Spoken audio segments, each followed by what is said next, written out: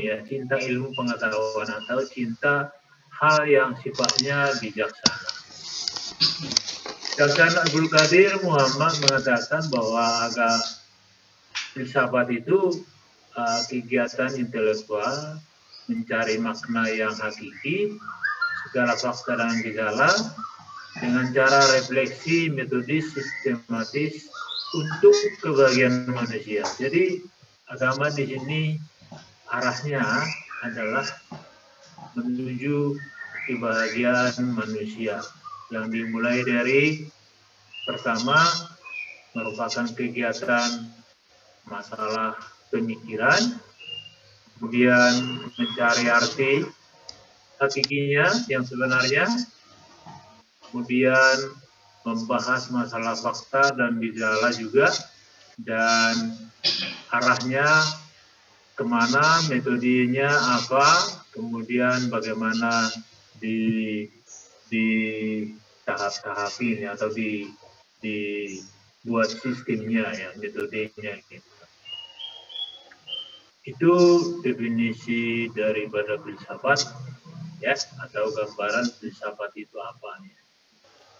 Sekarang kita lihat perbedaan filsafat dan ilmu. Ya, ada bedanya ya, filsafat dan ilmu. Kalau di sini dari sisi aspek ontologisnya, ya, apakah dia dalam bentuknya apa?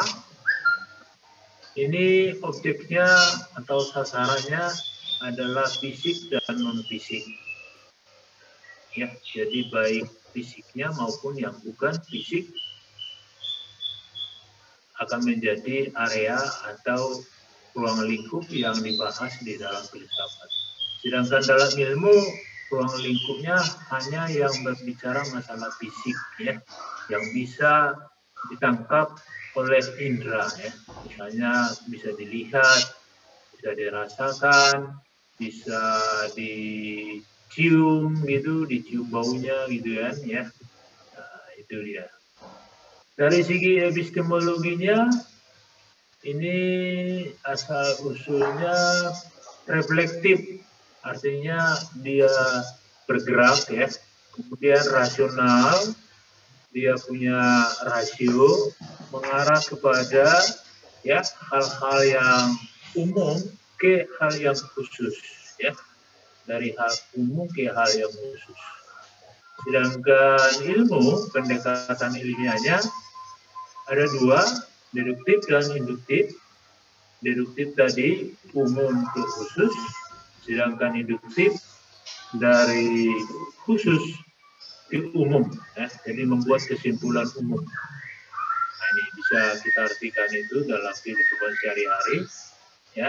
Banyak kita bercerita, misalnya ceritain dulu, ya, misalnya, ya, tapi nanti kita buat kesimpulannya.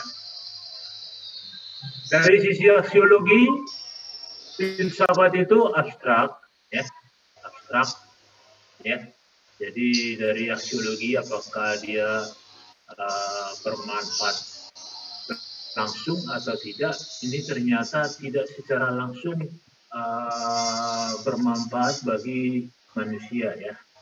Jadi hanya seperti pengetahuan saja, ya, sekedar tahu, ya. Misalnya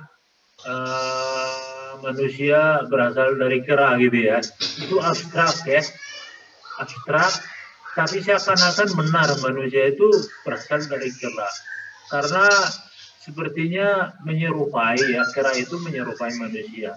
Mungkin dengan perjalanan waktu ya kera lama-lama menjadi manusia begitu ya, jadi abstrak ya, jadi tidak secara langsung bermanfaat bagi manusia. Tapi kalau ilmu, dia sangat konkret, langsung. Jadi apa yang dipelajari manusia di dalam ilmu pengetahuan, ini diprioritaskan harus ya, harus bermanfaat bagi manusia itu sendiri. Misalnya kita belajar hafalan misalnya ya, misalnya kesehatan ya, itu bermanfaat sekali kalau misalnya ini vaksin virus corona itu sekarang dicoba ya, dipelajari. Ya. Maaf Pak, ada yang mau masuk kelas Pak, belum di ACC Pak. Oh gitu ya? Iya Pak. Oh ya Pak, ini Bapak nggak share screen ya Pak? Hah? Bapak nggak share screen ya, nggak share PPT-nya ya Pak? Ini nggak kelihatan bahannya. Pak, PPT-nya nggak kelihatan. Nggak kelihatan Pak. Materinya nggak kelihatan ya? Enggak Pak. Oh sebentar ya. Iya Pak.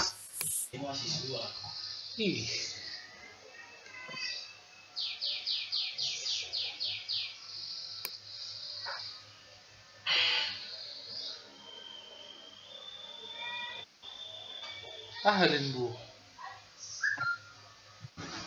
Halin gua. Langsung ke gedung ya?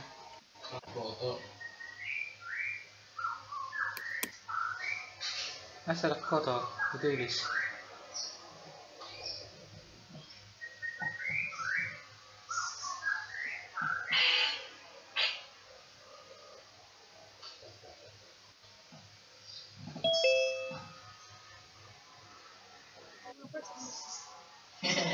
Udah kelihatan nih.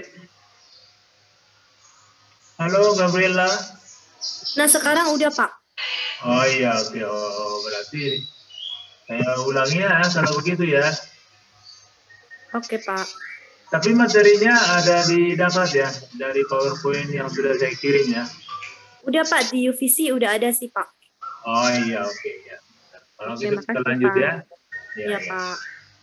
Ya, ini dari segi perbedaan filsafat dan ilmu ini ya, bisa kita lihat di sini. Ini tadi yang saya jelaskan tadi, bahwa filsafat itu abstrak, tapi ilmu itu konkret dan nyata ya, dapat dirasakan oleh manusia manfaatnya ya. Saya bilang tadi vaksin corona, COVID itu dipelajari, itu ilmu pengetahuan ya, yang berusaha supaya vaksin corona ini ditemukan sebagai mencegah ya penyakit COVID ini dan mengurangi korban-korban yang berjatuhan. Kemudian kita lihat hakikat agama ya. Jadi agama itu tidak sebenarnya artinya tidak pergi di sini atau tidak berubah ya. Dan menurut Ismail dan Abdul Hamid Tawali meneliti bahwa agama itu bentuk